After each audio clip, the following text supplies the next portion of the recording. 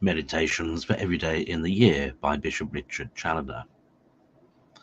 On the second Thursday in Lent.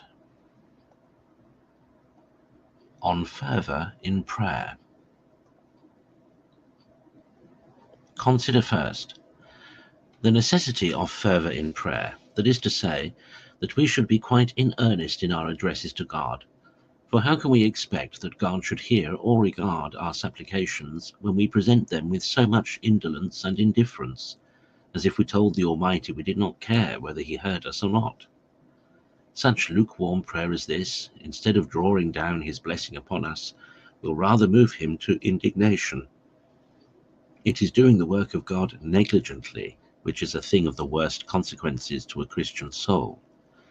Fervour and eagerness in prayer is recommended to us by the great example of the Son of God, who in the days of his flesh, with a strong cry and tears, offered up his prayers and supplications. Hebrews 5, verse 7.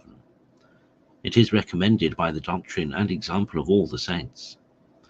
Not a fervour of the imagination, but of the will, not expressed by the motion of the head or any outward gestures of the body, but consisting in the strong desires of the soul, suing with all her power for the mercy and grace of God.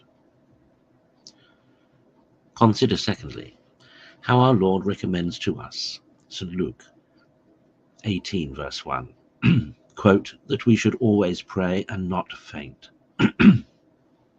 That is, not to be discouraged or to give over if we don't immediately find the effect of our prayers, but by the example of the poor widow, whose importunity prevailed even upon a wicked judge, still continue to knock at the gate of heaven, till God is pleased to open to us according to his merciful promise. Perseverance in prayer and a holy importunity were the means by which the saints obtained such great things of God. It is well if the want of these be not the true reason why we are not favoured in the like manner.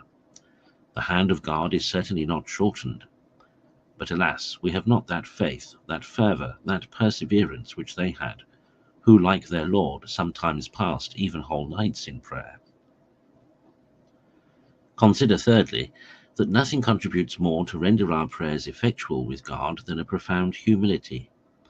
A contrite and humble heart God never despises.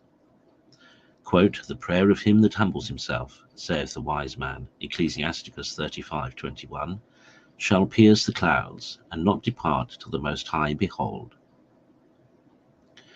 Humility always finds admittance with God.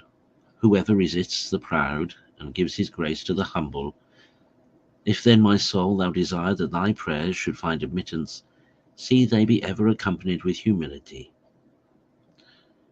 I will speak to my Lord, said holy Abraham, Genesis 18, verse 27, whereas I am but dust and ashes. Alas, poor soul of mine, thy whole being is a mere nothing in the sight of that great God before whom thou presentedst thyself in prayer. His majesty fills heaven and earth, and both heaven and earth dwindle away just to nothing at all in his presence. But what a figure then do thy crimes and abominations make in his eyes, and how wretched an object they make of thee! See then what pressing motives thou hast to humble thyself in prayer, in consideration of thy sins, and of what thou hast deserved by them. Nothing but humble prayer can remedy all thy evils, and this will effectually do it. Conclude, ever to pray with fervour and humility, and in order thereto, begin always thy prayer by placing thyself in the presence of God, and humbly imploring the assistance of his divine Spirit. None but he can teach thee to pray well.